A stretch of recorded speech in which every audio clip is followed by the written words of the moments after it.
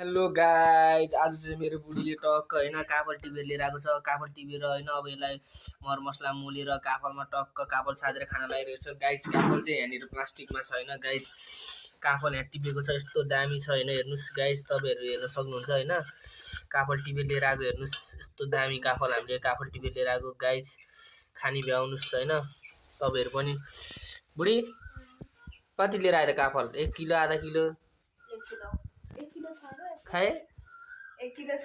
Highs अब खाने यसलाई कसरी खाने यिनीहरूलाई? मिठो हुन्छ त।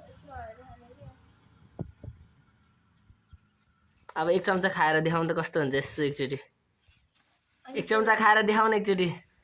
हाइज खाइदियो त 1 चम्चा। ल ल ल ल ल ल फेरि एकचोटि देखाएर यहाँ फोटो पनि क्याचक्क हानिहालौँ न टक्क गाइजहरूलाई देखाउनलाई। ल ल हेर्न सक्नुहुन्छ गाइज, म तपाईँहरूलाई फोटो खिचेर देखाउने छु काफलको होइन। अहिले wow so beautiful, so yummy.